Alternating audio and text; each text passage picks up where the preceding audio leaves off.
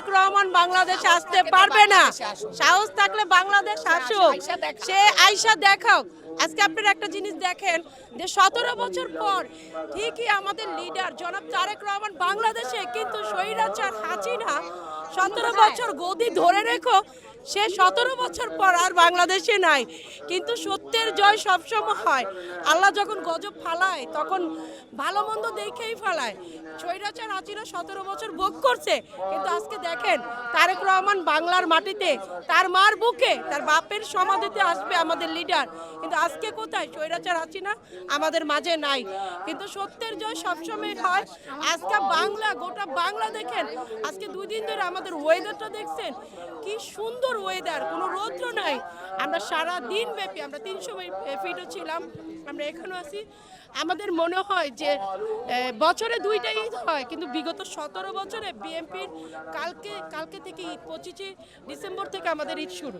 আমি মনে করি যে আমাদের লিডার বিগত 17 বছর সে বিদেশে থেকে যদি তার বাংলাদেশের নেতাদের নেত্রীদের যদি কন্ট্রোল করতে পারে, তাহলে সে বাংলার মাটিতে আছে, বুঝেন কতটুকু কন্ট্রোল হবে। ঘরে মা না থাকলে যেমন অগোছানো থাকে, ঘরে মা থাকলে সংসার গুছানো থাকে। আজ থেকে বাংলাদেশ গুছানোই থাকবে, কোনো সমস্যা হবে না। আমাদের লিডার আছে বলেই আমরা বেঁচে আছি। আমাদের আগামী বাংলাদেশ জনাব দেশনায়ক তারেক রহমান নির্বাচন হবে। আপনি একটা জিনিস দেখেন যে বিগত 17 বছরে আজ পর্যন্ত দেখেছেন যখনই হাসিনা 5ই আগস্টে পলাইছে, দেশে কেমন একটা গমগন, সবাই খুশি আনন্দিত ছিল স্বৈরাচার পালাইছে দেখে। আপনি দেখেন 25 ডিসেম্বর আমাদের জনাব তারেক রহমান লিডার বাংলাদেশে আসছে, বাংলাদেশ হাসছে তার জন্য, প্রকৃতি হাসছে, মাটি খুশির চোটে, মানে আমরা ভাষায় বুঝাতে পারবো না যে আমাদের কত আনন্দিত। কিন্তু আপনি দেখেন আজকে শেখ হাসিনা কোথায়? 17 বছর শেষ, তার বড়াই শেষ।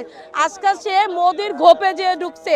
আসো, একদিন বলেছিলে যে তারেক রহমান বাংলাদেশে আসো, এখন আমাদের লিডার আসছে।